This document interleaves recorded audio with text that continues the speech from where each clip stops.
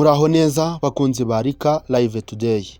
Amakuru y'uyu munsi tariki ya 11 Nyakanga 2025 atugezeho aturutse mu karere k'uburasirazuba bwa Repubulika Iharanira Demokarasi ya Kongo, aho ikibazo cy'umutekano gikomeje kuba ingorabahizi kubera imirwano iri hagati y'ingabo za leta n'umutwe wa M23 ndetse n'abarwanyi ba FDLR.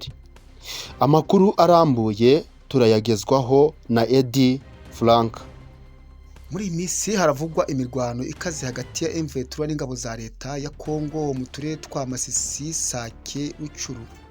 Amakuru yizewe dukesha abaturage n'abanyamakuru bo mu karere aravuga ko hari ibikorwa byo kurasa ibitwaro biremereye. Abaturage bakaba bakomeje guhunga imirwano, bamwe berekeza mu bice bya Nyiragongo na Goma.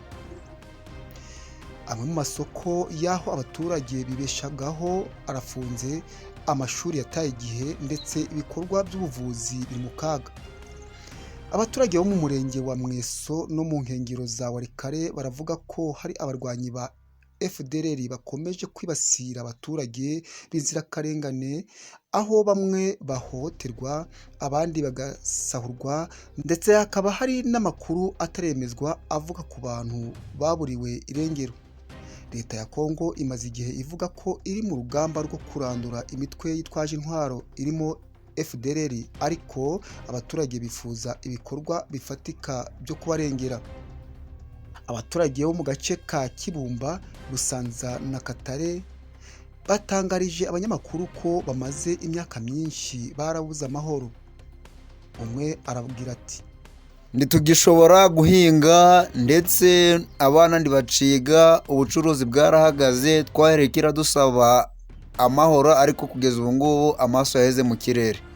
Mwatubariza ubuyobozi bukuru ngamwe abanyamakuru muba mufite ubushobozi bwo kubageraho bakatubwira icyo bazadukorera, nico turi gusaba. Buri ko tubyutse twumva amasasu hejuru y'imitwe yacu, twaherekera dusaba leta yuko yatwirukanira imitwe ya FDLR, M23 ndetse na Wazalendo, ariko ibyo byose ndabyo leta yigeze dukorera.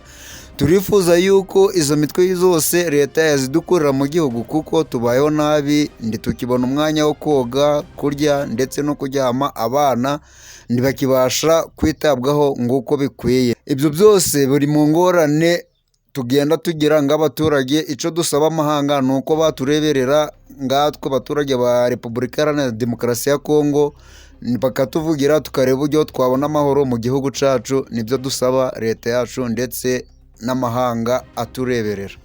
Iki ni ikibazo kimaze imyaka irenga 10, abaturage bifuza ko hakorwa ibishoboka byose kugira ngo bashobore gusubira mu buzima busanzwe.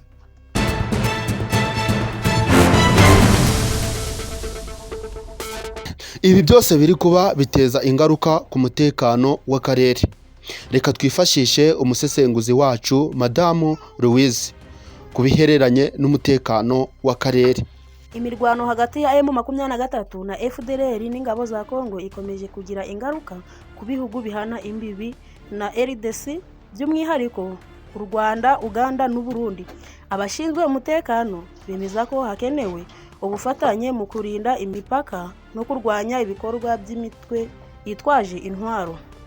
Ibyo byose bigaragaza ko ikibazo cya M23 na FDLR kitari icyo kuri Kongo yonyine, ahubwo gikwiriye kurebwa nk'ikibazo cy'umutekano w'akarere kose k'ibiyaga bigari. Aya niyo makuru y'ingenzi kuri Rika Live Today kuri uyu munsi wa 11 Nyakanga 2025. Mwibuke gukomeza kudushigikira, mwibuke gukanda subscribe. Ibiganiro byacu ni akadasohoka. Mwakoze kubana natwe, Imana ikomeze ibafashe mu byo mukora byose. Naho ubutaha.